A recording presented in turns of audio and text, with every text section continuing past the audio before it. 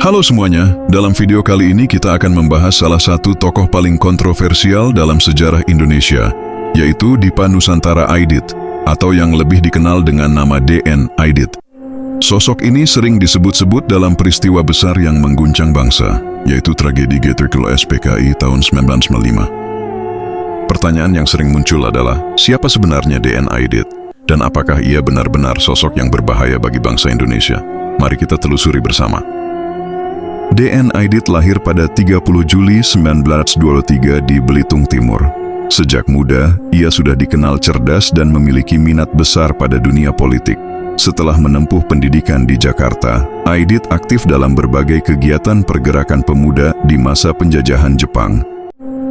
Lingkungan pergaulannya yang banyak bersentuhan dengan ideologi kiri membuatnya tertarik dengan paham komunisme, sebuah ideologi yang saat itu berkembang pesat di berbagai belahan dunia, terutama setelah Perang Dunia II. Pasca kemerdekaan Indonesia tahun 1945, Aidit semakin aktif dalam dunia politik. Ia bergabung dengan Partai Komunis Indonesia (PKI). Pada masa awal, PKI sempat meredup akibat pemberontakan Madiun tahun 1948 yang gagal. Namun, setelah itu Aidit tampil sebagai tokoh baru yang berhasil membangkitkan kembali PKI. Pada tahun 1951, di usia yang relatif muda, ia resmi menjadi ketua PKI. Dari sinilah pengaruh Aidit mulai berkembang sangat besar. Di bawah kepemimpinan Aidit, PKI tumbuh menjadi salah satu partai komunis terbesar di dunia, di luar Uni Soviet dan Tiongkok. Diperkirakan anggota PKI mencapai jutaan orang, tersebar di seluruh Indonesia. Aidit dikenal sebagai orator ulung. Ia mampu menarik simpati rakyat kecil, buruh, dan petani dengan janji kesetaraan, keadilan, dan keberpihakan pada kaum miskin. Ia juga sangat piawai dalam menjalin hubungan politik. Aidit mendekatkan diri dengan Presiden Soekarno, terutama lewat konsep Nasakom, singkatan dari nasionalis, agama, dan komunis, yang digagas Bung Karno sebagai upaya mempersatukan berbagai kekuatan politik di Indonesia. Kedekatan Aidit dengan Soekarno membuat pengaruh PKI semakin besar. Banyak kebijakan pemerintah yang menguntungkan PKI, dan sebaliknya, PKI selalu menyatakan dukungan penuh pada kepemimpinan Bung Karno. Namun, kedekatan ini juga menimbulkan ketegangan dengan kalangan militer, terutama Angkatan Darat, yang memandang PKI sebagai ancaman serius. Disinilah Aidit mulai dianggap berbahaya. Ia tidak hanya memimpin partai politik besar, tetapi juga punya hubungan langsung dengan Presiden.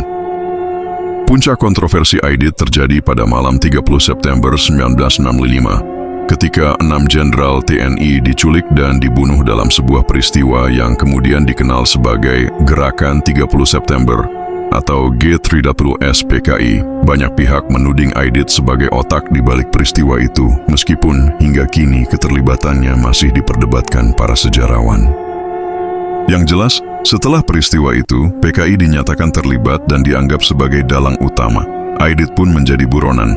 Ia ditangkap di Jawa Tengah, lalu dieksekusi pada 22 November 1965. Pertanyaan besar yang sering muncul adalah, apakah DN Aidit benar-benar berbahaya? Jawabannya tergantung dari sudut pandang yang digunakan. Dari sudut pandang anti-komunis dan militer, Aidit jelas berbahaya. Ia memimpin partai dengan jutaan anggota, memiliki ideologi yang dianggap bertentangan dengan Pancasila, serta punya kedekatan politik dengan Soekarno yang bisa menggeser keseimbangan kekuasaan.